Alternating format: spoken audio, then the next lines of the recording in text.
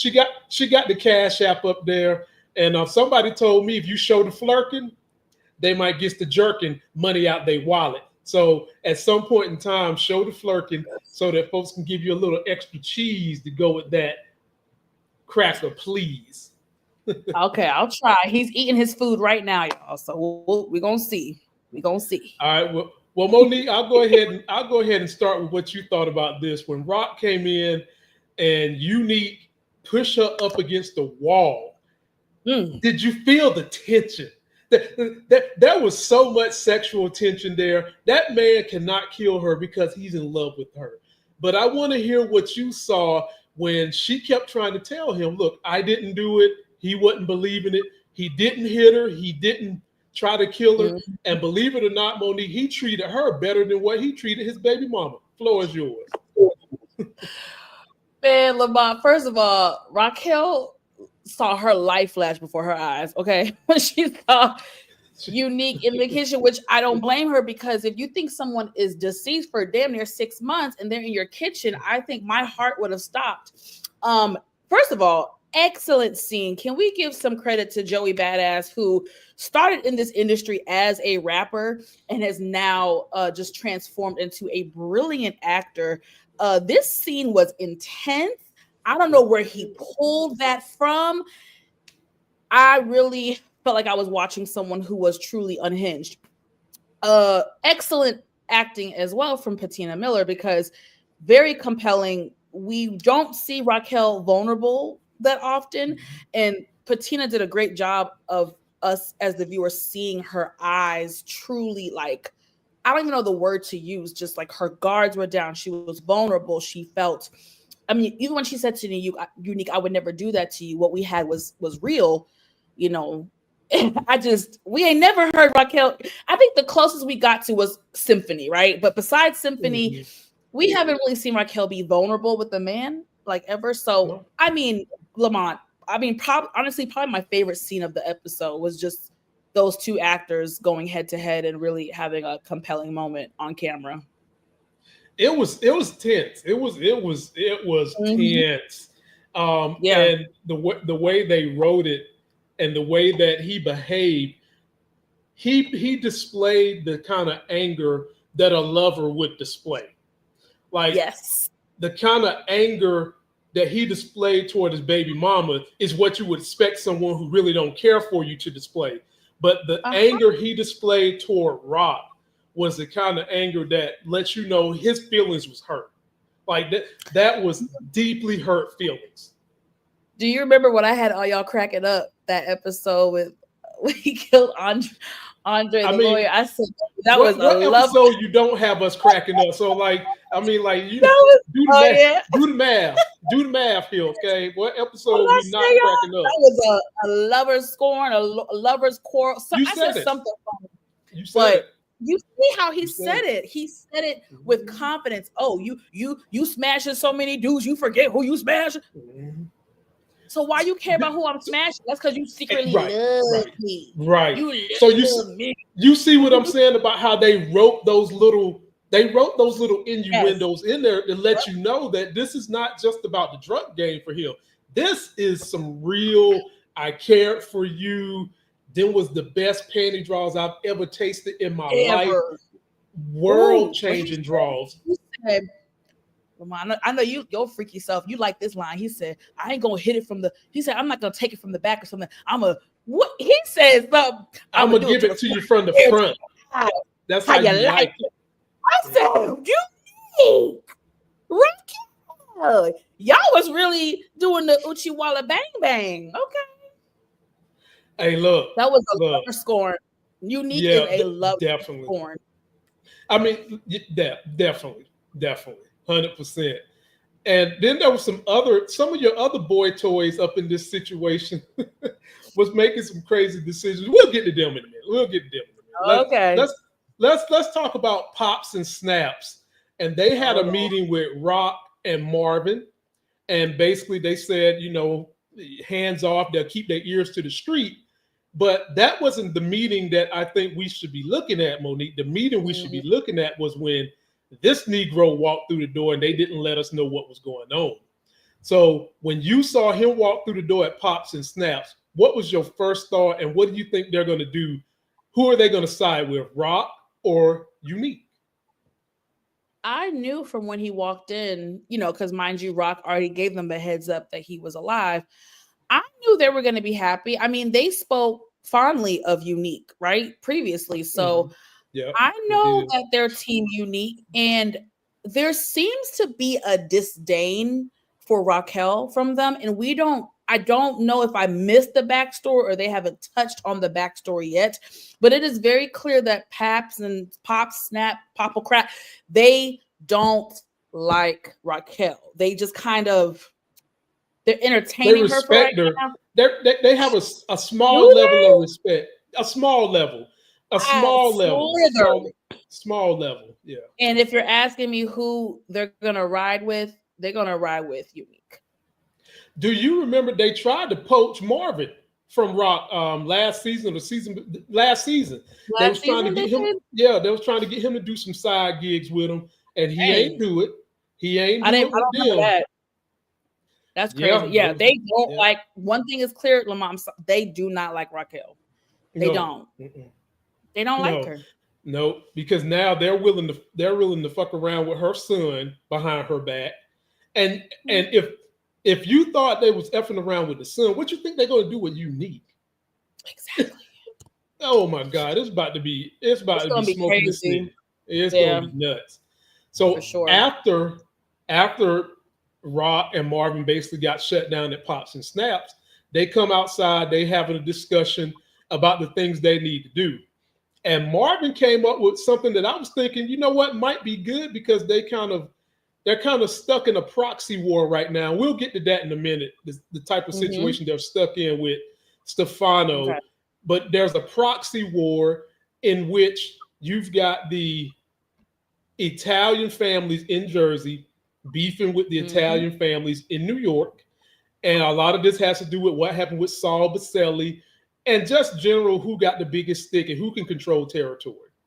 And so Stefano said, I'll go figure out who the hell is doing it. And of course, we knew he was going to figure it out.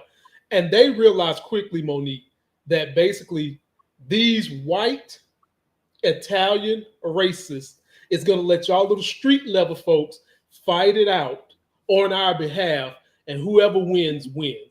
And so Marvin came up with what I thought was one of the best ideas of the season, Monique. He said we should take out Stefano. And Rock didn't say no to it. She just said, what's the plan? What do you think about Marvin saying we need to remove Stefano from the situation? I mean, Rock had a reaction. It was a holy shit. That ain't no little easy move. Like, if you're going to do something like that, you have to have not only a plan, you have to have a team and a force behind you. And we all see, they don't really have too many allies right now on their team. To your point, I don't think she's completely opposed to it. I just think that she knows the severity of a move like that, and it has to be an ironclad plan. And right now, I just don't see them really having the force behind them. Damn it, Marvin, it took 7 episodes for you to get smart, huh? I mean, this is the smartest Marvin has been the entire damn season. It took damn 7 episodes, Lamont. Oh my God. No, you didn't. No, you didn't do that man like that. It was a different Marvin this episode, y'all. I don't know if y'all peeped it, but this felt like mature, grown, smart, intelligent Marvin, which we haven't gotten that all season. So. Well, did you see how Rock got in that ass about all his little secret stuff he was doing, and how she's constantly having to clean up the messes behind the men in this family? Do you think that helped clear his mind so the rest can follow? Because like you said, he was making better choices this season. I mean, this episode. Yeah. I don't know if that is... I can't even tell you, because my first thought was going to be, they have their back against the wall and stuff is really happening, which it could be, but I feel like they had their back against the wall from episodes ago and he still was acting stupid. I told you guys early on that whole play with him doing Stefano's dirty work and doing the dealings behind Raquel's back was a pride thing. It was a man thing, and it was a sibling thing. It was a, hey, I'm your big brother. I helped raise you, girl. You ain't running me, you know. It's so it was pride, it was ego, it was some sibling stuff there. That doesn't make it right though, because right. I do think there's a world where he could have told Raquel, this is what's going on. Hey, out of respect, I'm just telling you. I'm not asking you for permission, but I do want you to know, because there should in life, but especially in this type of game, there should never be a time, Lamont, where you and I are damn near business partners and we're blood, and someone on the street has to tell me something about you that you didn't come and tell me yourself. So I do think Marvin really messed up with that. I just think he could have approached it differently, you know? I agree. 100% agree. And so while we're running down the street known as Marvin Avenue, why don't we stick with Marvin Avenue? Because after he proposes getting rid of Stefano, he has a meeting with Stefano. And let me add this to you in the audience. Did y'all see the way the camera was panning on the men in that office after the conversation was over? I think those was FBI, ladies and gentlemen.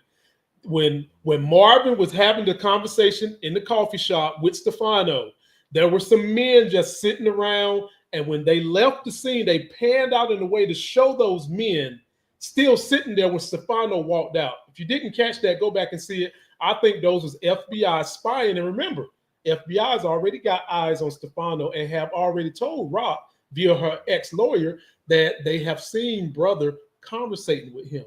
I think those was the feds listening in. But y'all let me know what y'all think. So I'm gonna have to go back. I'm gonna have to go back, Lamont. I'm gonna have to go back. Yeah. Sorry. I couldn't get a clip of it because I was kind of in a rush to get some pictures. But y'all check it out. Let me know what you think. Stefano basically saying it's time to take out your sister. The only way we're going to end this, we know Neat done got him a crew from Jersey. He's with Phil Russo. And the only way we can end this is to take out Rock. Now, that I was bothered when Stefano done that because he likes Rock. Even though he ain't supposed to, he likes Rock. Rock just showed how a woman can get stuff done right in front of his face, and he called it out. He said that's why they don't let bitches in the boardroom. That's what Stefano said, not me. Okay, yeah, that's not what Lamont thinks, you guys. He's just quoting. No. I'm quoting what he said. I love women. I ride with women. I mix my smarts with their smarts, and we can be smart. But Stefano don't want that. He wants Marvin to turn on his sister. Marvin basically said, no, I'm not doing that. I'm not doing that. But Monique, the way Marvin was sitting there when Stefano left, it made me think he's thinking about it. What did you think about that scene? No. He was what I gathered from it, that little face he made when Stefano got up was a few things. This mother trucker really asked me this ish. This ain't good. Because I'm gonna be honest. Mm-hmm. This scene let me know that Stefano was nervous. This is the first time in his 2 seasons that I ever felt like his character was truly nervous. And I think Marvin knew, this mother trucker is now a liability. I think that was the moment where Marvin was like, we can no longer trust Stefano. That's how I took it. Because you can visibly tell Marvin was not okay That's how I took it too, but some people feel like he was actually entertaining it. And I don't think there's no level that any of the brothers or the sisters could double cross the brothers or the sisters. Now, Kanan, on the other hand, we'll get to him in a minute. But the brothers, they not double crossing their sister. No way. No, I don't know who thought that. It's not to insult anybody's opinion, but I can bet $1 million that I don't have that that's not what was going through Marvin's head. Now, like this person said in the comment, he was thinking, I'm really gonna have to kill this ninja, and that's what I took it as. It was really this mother. Okay, I see what time it is. The tides have changed. There's no more camaraderie between us. It is now. Okay, I got my eye, you know what I mean? So, like I said, even me as a viewer, I felt like that moment Stefano was displaying nervous and desperate behavior. And like Marvin said, half of the reason why we end this is because of you, sir. I took Sal out because of you. So now you're trying to cover your tracks and throw us no. And you try. And he said it. Raquel being a woman has nothing to do with the price of tea in China. It got nothing to do with what you did. So, like I said, Stefano was desperate, Lamont, and you know what happens when people become too desperate. Is there any chance he's already working with the FBI, Stefano?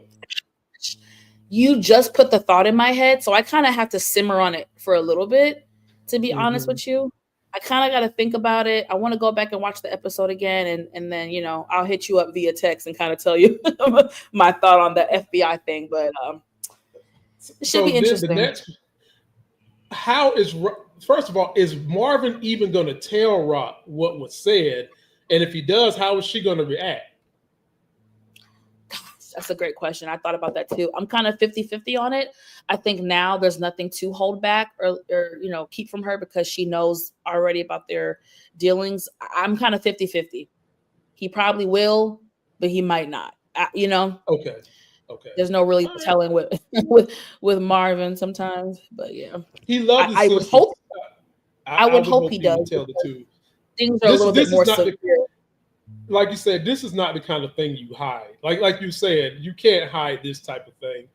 And Marvin, honestly, audience, and shout out to all of y'all, 165 of y'all. I appreciate y'all coming on a Monday night. You could be anywhere in the world. And for those that was asking about Larry don't really want to do TV reviews. He wants to do politics. So when I get my scheduling together where I can get him in the mix of politics, y'all see him there again. Please. Yeah. With the way this thing is going and the way Rock is moving, and Lulu basically said that he's strapping up for the family. He'll get down. Are we still feeling like Marvin is going to get arrested or killed this season? Because it would make perfect sense to me if Stefano is the ninja right now. He's the feds. And he sacrifices Marvin to save his own ass. I could easily see that happen. And keep in mind, easily see it happen. Because look, think about how in too deep Marvin is with Stefano. He done killed 2 people. He done killed the last bookie. He's got a bookie running with him. And if he can somehow infiltrate Rock via Marvin and then get the Afghani arrested and take them down, they'll stay off his back. They will stay off Stefano's back. You're right.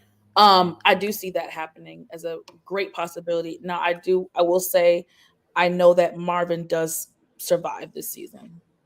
Okay. I have a feeling. I have a feeling he's going to survive, but I do think he's going to pay some sort of consequence.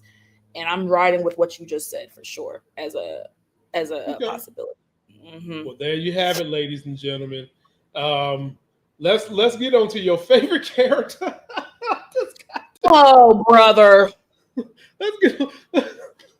Now, wait a minute. Now, those of y'all that hate Kanan, I know it was sweet music to y'all when that boy went to that locker and that bitch was empty as hell. He looking around, the lock was already unlocked and it was empty. I know some of y'all was loving that. They left him $1. It was $1 on the floor. I said, okay, at least they left you enough to go get, 4 bags of potato chips back in them days. But the question, Monique, is who did it? Was it OC? Was it Unique? Was it a combination OC and Unique? Who did it? Who robbed Kanan? I took it as a combination because, with Unique spearheading it, because the whole reason why OC became a little traitor was because Unique threatened him to do so. So right. I'm assuming the bulk of that money went to Unique and maybe OC got a little bit off the top. Either way, it don't make it right. Either way, OC is a traitor. Either way, if he gets caught, his head should be, off with his head. Did I feel bad for Kanan? No. No. No. I feel bad for the other people who is going to affect. But did I feel bad? No. Okay. Especially since he was mama. No. they have us believing or thinking that it's OC because he's missing, which tells me it's probably not OC. They will never just hand. Part of it. We know he's part of it though. He's probably got something to do with it for sure. Maybe directing Unique or somebody else there, but I don't see him outright just taking the money. And for all we know, Unique could have used him, broken there, got the money, then killed OC. What do I need you for now? You know? That's true. But then I would have to say Unique is a smarter guy than that because he could keep OC right there and keep learning and infiltrating the family. So, you know, they've got us kind of in a four corners direction where, all we know is OC got something to do with what happened because he's the only one that know where it went at. Literally. Right. So, sorry. You good. So now Jupe owns the gun that Marvin had, basically, because the streets is hot right now. And so she meets up with Kanan, but before that, Kanan done seen this. And this gave him the wrong idea into thinking possibly that the police did it.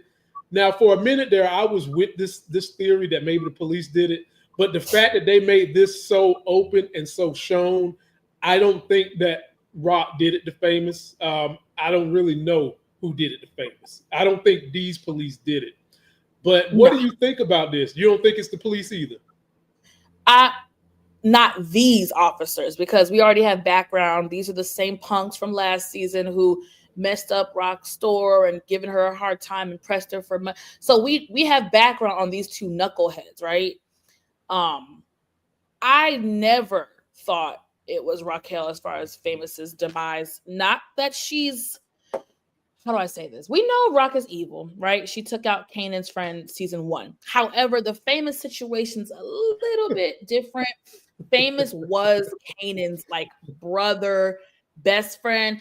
And he was very close to Jukebox. Famous was like an extended part of the family. Everyone kind of had some type of rapport with him. Not only that, it was the way he got eliminated. As evil as Raquel has been, starting tonight. It's my bad. I do not see her torturing that boy, and I do not see her doing that at all. I'm willing to bet a bunch of money Raquel has nothing to do with Famous. Nothing. Yeah, I agree with that. Nothing to do with it.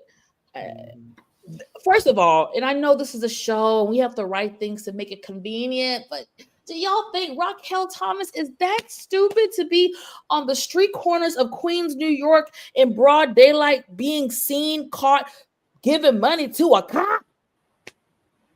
But I get it. The writers had to do it to make it convenient. So I'm going to let it go. Then you got Knucklehead Kanan, who don't got a brain cell, who has no just deductive reasoning, no context clues, no common sense. He just going to run with the shit. And this is what Kanan has done since season 1, episode 1. Where is the growth? This is the same ish he did season 1, episode 1. Let's take it back real quick. He assumed when the dudes were on Raquel's corners, he assumed, and then he went to go shut up that little boy. Okay. Not knowing that Rock and Unique already made an agreement. And so where is the growth? But anyway, yes, this is about to be a crap show. Now Kanan think his mama done tortured his oh, brother, I kind of want to. The show is called Raising Kanan. Is it bad that I want to skip past Kanan scenes? Okay, I'm just saying. I'm done. Yes, that's horrible, Monique Nicole. But the fact that you hate him so good is good. You know, like that is what the writers want. Yeah, and he's a child, basically. He's a child. Yeah, but the sad thing, Lamont, is he was stupid in the OG Power too. Man, yeah, I know. I mean, he made some mistakes. Mom, I know his brothers were rolling in his grave if they saw that grown-ass Kanan was over here getting licks by robbing Tariq's rich white. You doing licks at your 40-year-old grown-ass man? Let me shut up. I'll save it for later. So what I don't understand about Kanan is he knows that there's always going to be police on the payroll, period. If you want to keep people off of you, you're going to have to pay off some cops. That's just how the game goes. So I don't understand why he didn't think to himself, oh, maybe she's just making the payment, to protect the corner or something like that. He automatically jumped to thinking that it was if I'm wrong. Wasn't there a scene at some point last season or whenever when someone went to go see Pops and Smokes? Didn't they have police officers leaving their establishment? And I think he said to Kanan, you always got to have someone on the inside. Didn't they say that to him? Oh, okay. I'm not making that up, am I? No. I don't remember them talking to Kanan, but I do remember police leaving their establishment. And so, well, what do you think about old Jukey Juke? Old Jukey Juke did the jukeboxing in the bed, in the club, got them carpets munched on, and then told the girl it was fun. I was like, what? She just wanted to get her oxytocin release and then told the girl to bounce. Whoa. And then the girl felt the steel and didn't get scared. And still dropped to her knees begging Juke, please. So Monique, what did you think about the way Juke treated that poor girl that wanted something more? The girl didn't want more. She just said, bitch, can I get your, can we smash again? Shit, can I get your number? This is the thing. A lot of y'all were just anticipating. Y'all were not patient. Y'all couldn't wait for evil Juke. Y'all couldn't wait. Me, on the other hand, I was like, hey guys, I really want to savor these last moments of like good Juke, because I know, remember I said that on your channel. I was like, I just want to savor it for a little bit. And I personally think it's too many changes too fast. It is hard for me to digest it. The pow stuff and the violent stuff, and that's already a lot to process as a viewer to see the quick shift. Now y'all want me to see that Juke, who was scared to even talk to a girl 3 episodes ago, now she's just a PIMP and she get her coochie, her Hello Kitty eating in the bathroom, and now she like, bye bitch. Like, it's a lot. Now she you know what I'm saying? Like, you want me to go from innocent Juke, now she chitty bang bang. Now she a player and a dog, when she was scared to talk to a bitch 2 episodes. It's just a lot for me at once. You get what I'm trying to say? I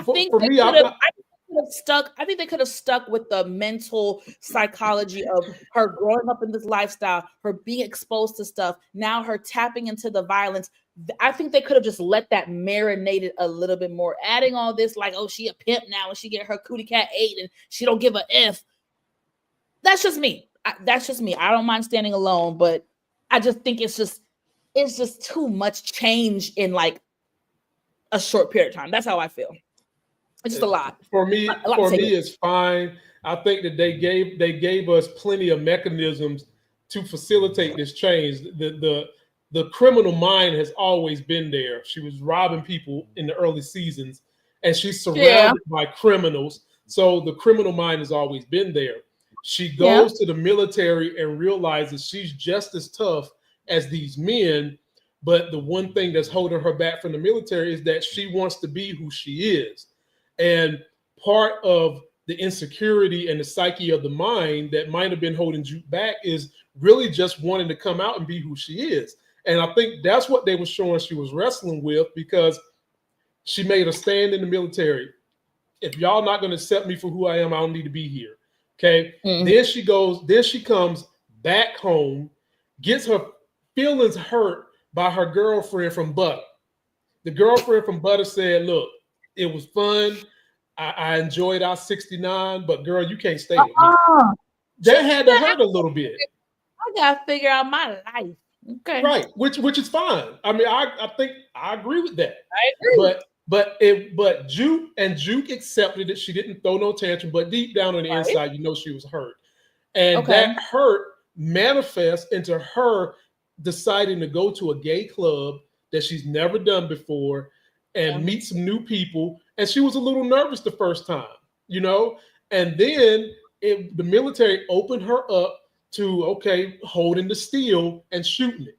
Now she's got a lust for the gun that manifested by killing Sheila E.'s husband that needed it. And that was like the dog that ate a bloody piece of meat. And I'm with it. I'm with it. I like the maturation of the story. I'm with it. I'm with it. Whatever. I'm just sad. I'm with it. Don't you feel so sad?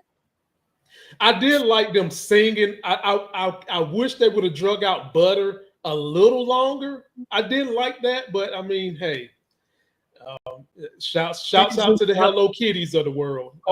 And then do you like how she told Kanan, I don't want to be working with you. I'm good. When we figure out who did Famous, we're gonna do them, and then I'll see what the next step is. And did you hear Kanan say, look, you the toughest nigga I know? And she is. And she's is. She's Dora Milaje for sure. Wakanda forever. Yeah. Yeah. Dora Milaje. Juke. Who child? Now let's talk about somebody else you love on this show. Ladies love Lulu. And guess what? Lulu was able to talk Imani down at lunch, and they was holding hands and caressing again. How did you feel about the way he was easily able to subdue her after what happened with Jessica?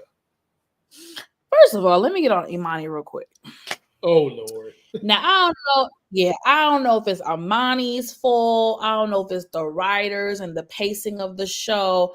But Imani, let's have a little chit chat, honey. Let me tell you how this thing works. Now, don't get me wrong. I do feel like in today's time, with everything that goes around, I do think if you are sexually active with someone, it is definitely of the utmost importance to ask them if they are sexually active with other people, just as a form of just knowledge and just protection, all that. However, that's not what this was. This was a jealous, like, wait, who is Jess? It was almost like as if Lulu like owed her like something. I don't know how to explain it. Like, I mean, of course, if I'm smashing a dude and I see a chick necklace, and I'm gonna be like, who the heck? I'm gonna ask questions. But it was like this entitlement, like we never saw a conversation of them being exclusive. We never saw a conversation of them being serious. All we saw was them connect over some music records, smash, and have fun. I thought Imani was a fun girl. I didn't know she was going to be catching feelings. So again, whether it's the character, whether it's the writing or the pacing, I don't really know who gets the blame. It might be all three, but I remember feeling when I was watching it like, girl, who are you to be questioning him as if he owes you? Like, you're entitled to an explanation. You're not his girlfriend. And last time I checked, I didn't see no title. But Lulu was a gentleman and said, which was true. He was like, look, me and Jez, that's my ex, but we were in the moment. We're both grieving. It was emotional. We're not about to be together. It's nothing to worry about. It was a one-time thing. He was very sweet about it, but she was just very entitled about it. Well, ladies and gentlemen, clap for a woman admitting that. The thing is, I can remember when we watched the episode when they first clapped cheeks and I gave Monique Nicole her rounds because she got it right on episode 5. I can remember Monique Nicole telling me she don't like Lulu like that. It was just a smash. And I said, no, y'all, she's got feelings for Lulu. And here we are, two episodes later, it manifests just like I told you, because your boy can read between the lines very well. The thing that's going to happen now is I think they will now go on to do good things. I don't know how this relationship is going to work, but I think in terms of making money and doing the records, they are going to do good things. But we haven't seen the end of turmoil with this relationship. It's going to always be something because she's hooked already. She's hooked. She is hooked on Lulu. She hooked on Lulu phonics, ladies and gentlemen. And that ain't going nowhere. Lamont, do you think this is a love affair that's going to carry over into next season? I mean, is this going to be short-lived, or have you thought about that yet? Well, as long as Lou is in the music business and she don't get fired, it's going to go that long for sure. It's just a matter of how long are they going to keep the music storyline going? Because as a matter of fact, let's go ahead and jump on this nigga right now. I could easily see this nigga getting killed or X'd out the story, going back to let's talk, ladies and gentlemen. I seen Home Alone when I was like 14 years old, and I thought that those were the dumbest robbers that history could create. Well, ladies and gentlemen, let me show you the dumbest robber that history has now created in B Rilla. Monique, first of all, he really thought they was going to leave him out there with the keys to the car. He really thought that they were going to go in there without guns to rob the place, right? He thought all that. When they left his ass in that car, I already knew it was going to go wrong. I said to myself, be real, just get out the truck and run as fast as you can and get away. That's what I said. I said that. I said, run as fast as you can and get away, because this is not going to go right. And then we sitting there, we see lights up in the window like it's the 4th of July. We hear Negroes coming out crying and hollering like they were just left Vietnam. Throw one of the dudes in the truck. We hear 2 people being killed. And then we later find out that none of the people killed was the Jewish guy. Talk to me about someone who's a worse robber than the 2 dudes from Home Alone. This whole situation was a crap show. I wish I could curse over it. It was a shit show. Mm-hmm. First of all, like someone said in the comments, be real, you ain't as hard boo-boo as your lyrics. You a fraud. You was a fake. Cause he was in the joint. I thought he was a real thug, a real hood ninja. I didn't know he was punk faking. But now let me give him some respect. His thought process was, I didn't want no violence. You know what I'm saying? Like, I don't want nobody to get hurt. I just want us to, what do you call it? A rob and smash, and grab. Smash and grab thing. When he realized that the Nation of Islam was about that life, and they left him out there, that's when he should have ran and been like, and when they seen him later, you get Monique. If running is a temporary fix, running could have gotten him killed by those dudes. Because while you're running, that's gonna make them think, hold on, why are you running? You brought us here. Now, are you trying to set me up? I just think running, I get what you're saying, but I think running could have negative repercussions for him. I think either way, he was screwed. Either way, it was a bad idea. You shouldn't have robbed the record exec. And if you were going to rob him, you should have robbed him with people that you trust and that was going to have you spearheaded. You chose people that were above you. Yeah. He trusts them, but the problem is, they, like you said, they have more resources than him. He just got out of jail. So who else can he go rob them with? His baby mama? She ain't going to go in there and rob nobody. What I'm saying is, I feel like, because what I gather, those weren't like his friends. Those were just people that he knew what they do, and he knew that they would ride with him. What I'm saying is, he's so street and hood. I would think it'd be smarter for you to rob it with people that you actually trust, where they would have followed his order of, I don't want to go in there with no guns. Like, people are home. Let's come back another, like, you feel like, so I do think that Nation of Islam, the ball guy, is his longtime buddy, because for them to know that they've done this type of thing before, you've had to have a history together. But you would have rather B Rilla be the head of the ship, and the only way B Rilla was going to be the head of the ship is if he would have rode his ass to the house to rob him on a skateboard. That's about the only way he was going to be the head of the ship. My thing is, if you're B Rilla, and you know how fragile this situation is, there is some type of care there, meaning this wasn't I don't give a damn, we're going to blast the place. No, he had specific things that he wanted to go in place. He didn't want anyone home. And then he damn sure didn't want to go in there with guns. Once you saw there was guns and there was people home, he lost. If you wanted it to be that controlled, he should have went alone, since he about that life. He's not. He don't. Let me tell y'all something. Most rappers are not about that street life. But most of them are not. Are faking. Some of them are. Some of them don't get it twisted. Don't get it twisted. But most of them don't get the big record label deals. There are plenty of like underground rappers selling mixtapes that's about that life. It's only a handful of like the major label dudes. Only a handful of the top dogs. If they don't do it, they got partners next to them that are about that life. that will catch a bid for them. Hey, Be Real ain't got no partners. Be Real ain't got no partners. And I don't know what he's going to do now because somehow, some way, he's going to get caught. He's going to get man. Stupid now. I'm over it. This is the last season we're gonna see Lulu be fake Quincy Jones. We ain't gonna see this music shit is about to be done. Be Real is gonna screw it the whole thing up, and Lulu's gonna get punished for Be Real's mistakes. Mark my words, after this season, there is no more studio and music for Lulu. Lulu gonna be back full time in the streets. Mark my words. You heard it here first. All right. Bloop, bloop. Well, let's see here. We got Biggie Small is the realist, dropped his crew in New York, and they took over quickly to the tune of we saw this guy, see this guy rolling up on his streets, taking over the blocks, and Oriental cuisine did not look all that happy, Monique Nicole. Talk to me about what's this guy going to do? Is he going to squeal? Is he going to move? Or is he going to run the Quan? What is he going to do?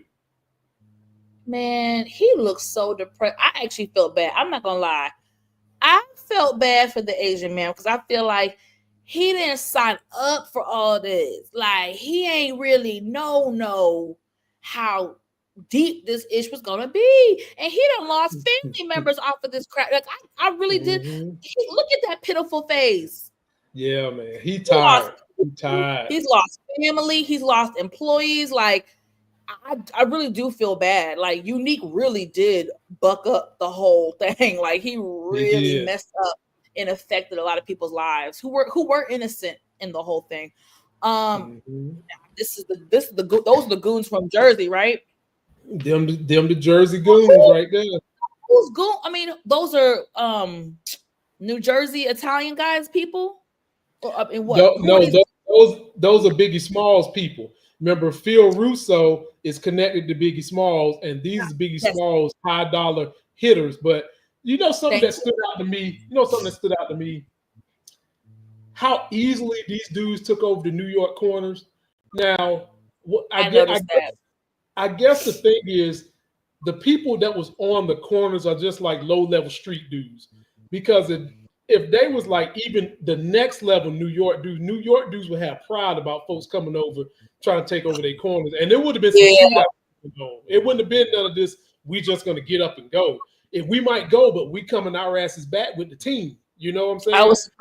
I was surprised too. I was surprised. They gave up them blocks too easy, and I don't think this is the end of it, Momo. I don't think this is the end. Of it. But I feel bad for him. I feel bad. I ain't gonna lie to y'all. I feel bad. I do too, man. Like, dude, just go move down to Florida, get a retirement home, sit on the porch drinking Kool-Aid all day, and just enjoy life, bro. Get away quick. Get it, Lamont. You know what this season has taught me? What's that? That drug game ain't worth it, goddamn. I don't give a damn how much money I make. I don't want it. I don't want it. Give me my little cubicle job. Let me make my little money. I don't want it. Lamont, that's like, do y'all not ever watch this and be like, yo, this is stressful? Like, this is their everyday life. Like, you gotta constantly look over your shoulder. Things are changing by the second. You can never freaking sleep at night. You got people dying. It is not worth it. I'm gonna tell you like this, man. I'm tell you like this. Cubicle job. I'm fine. I don't want it. I've done many things, and I'm not gonna say some of the things I did that involve what we're talking about. And there are certain stressors that go along with selling drugs. There are no different from owning a business. It's just that the higher up you go, the more you're at risk for not being able to sleep at night, the higher up you go. When you like street level, like we was in high school, and you selling out the cab, that there's not a lot of danger in that. That's not like high risk. The high risk come when you move in serious weight, and then you getting people's attention. That's when the real you can't sleep at night and stuff like that come. What I learned from this and Ghost and Snowfall, the shit ain't worth it. Go to school, get your education, get your little piece of good little job, and go about your life. It ain't worth it. PSA. We have a whole lot of folks that are like the president of the United States. They don't want to go to school. They want to make money without college education. It ain't worth it. It ain't. You ain't gonna tell no kid to get no damn drug game, Lamont. But I'm also not going to tell a kid to sexually abuse a woman or vote for someone who sexually abused a woman either. I ain't gonna tell no kid to do that either. That's a whole nother. Yeah. But this nation decided that was okay. Now, of course, I'm not advocating for kids selling drugs. Of course not. I'm not advocating for that. All I'm saying is some people feel like they get stuck in a situation that is so dire. That's the only thing they can do. And once they get into it, they don't know how to get out of it. Because most people who go into drugs get into it to survive, but then the money comes quick versus how a legal gig goes, because a legal gig is hard. You got to pay taxes. You don't get the cash money flow up front. Legal gig is hard. And again, I'm not advocating for it. I'm just giving the mindset that goes along with it. But I go back to the quote, and it's a whole quote of different life things. This is hard and this is hard. This is hard and this is hard. Which hard do you want? And everything you said is valid. I'm more of the it's not, I don't care how much money I'm getting paid in that drug game. It is not worth me, my life, my family, my kids' life, looking over my head every other. And that is why OG Power, shout out to Ghost, I understood. I kind of really was more on Ghost's side versus Tasha, because I agree with Ghost when he said, look, I've been doing this for umpteen years. I'm successful. I'm ready to bow out. Because Tasha, quite frankly, there are no retired drug dealers. They're either in the grave or they clankety clank. You know what I'm saying? So that's how I see it. Shout out to Ghost. Shout out to Ghost St. Patrick. Last thing we're going to cover. I also told y'all this, the very review that we did when Joyce, please jack me up out of life, asked Marvin to kill her. I said right after that, I said the only one that'll be able to do this is Rock. And Monique, how did you like Rock basically letting go of her hard feelings toward her mama? Basically, this was Rock's Easter, killing her mama, because it would have been easy for her, and the pain she had that she feel like she suffered from her mama, to just let her sit there and die in pain. But Rock basically gave her penance to mom and basically said, look, Mom, I don't want you to continue to suffer. I'm going to let you go. Rock cried, and she let it go. She's cleaned her own feelings. How did you feel about the way that went down, Monique?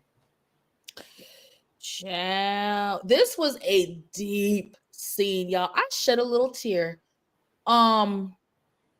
It was deep for so many reasons, and I won't go into the other reasons, but I'll just focus on this. It was deep because we all know family isn't perfect. And I've been preaching all season how much I really do sympathize with Raquel, Marvin, and Lulu and what they had to endure during their childhood. They had a father who committed, took his own life, which was not something that was common back then, right? And they did not have the resources or the tools to process, to understand something of that magnitude. And then their mom, who I sympathize with her too, because she lost her husband in that way and is now a widow to 3 children.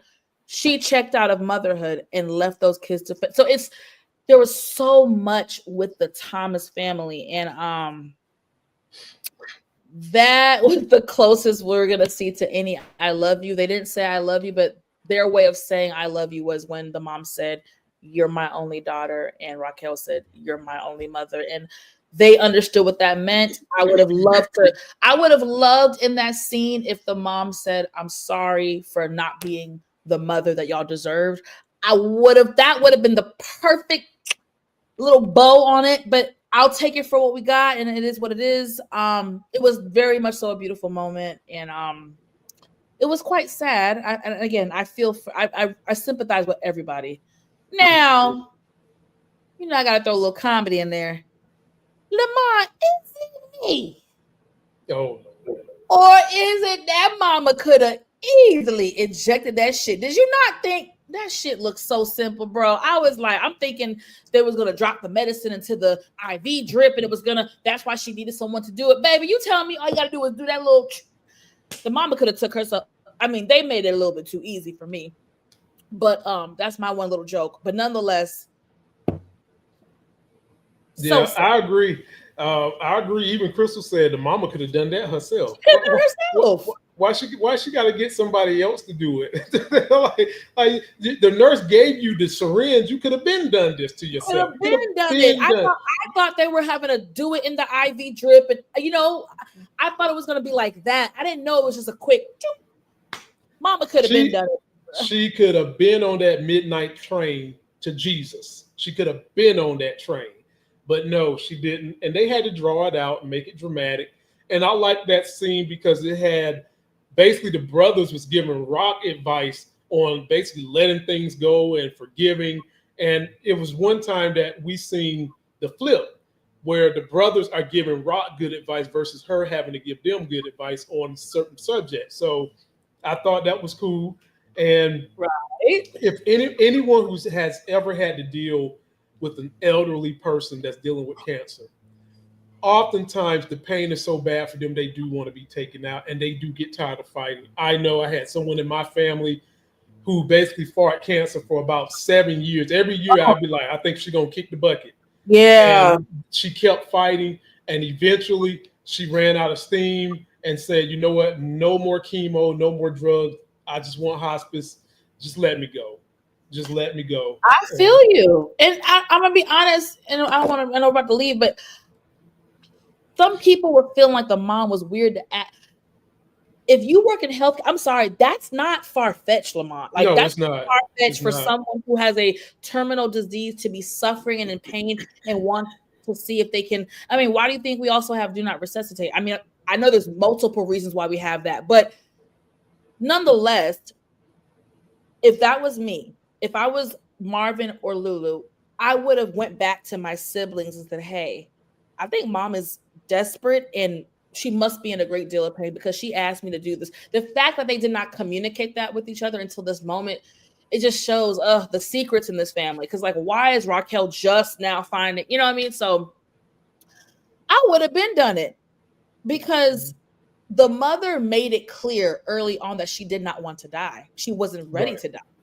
So for her to be like, I am in so much pain and agony, I do not want to suffer this way, I would have done it. But yeah, it was a very touching moment. It was a very touching moment. And I pray that Raquel's character got some sort of peace with it.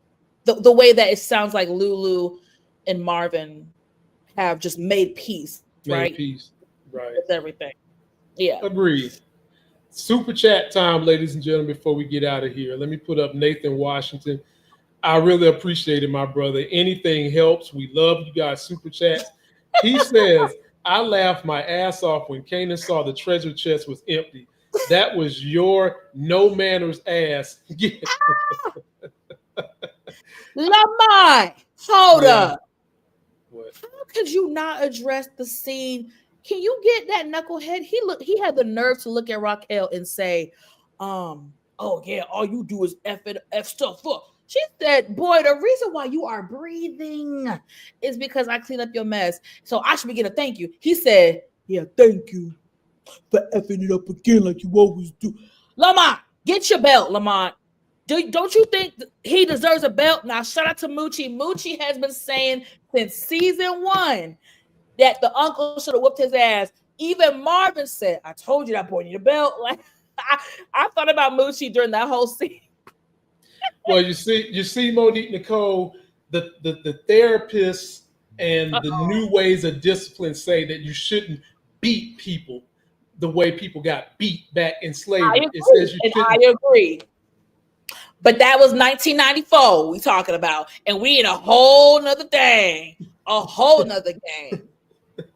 And I feel like I don't believe in doing that in today's time. I don't plan on doing that in my household.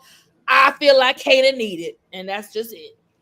So for those of you that want to know what I do, I pinch my daughter. soft meat pinch. I don't slap her. I don't hit her, and I don't use nails. I grab it like a caliper, like this, and let her know, girl, don't you get out of place around here. Do it. And one thing I do not have her talking back to her mama. I do not have her disrespecting her mama. Anytime I catch that, I go off. Because the other day, this chick said something to Crystal, slammed the door, and I don't do that. No, you're not going to disrespect my wife like that. I know that's right. You're not going to do that. Let me read this one. Nathan Washington, $5. I appreciate you, my brother. That's good looking. Rock and Marvin will have to take out Stefano and Quan at the same time. Oh. 2 damn crooks at the same damn time. Get rid of Unique's Connect and Stefano before he throws them under the bus. Damn. Nathan, you want everybody to die.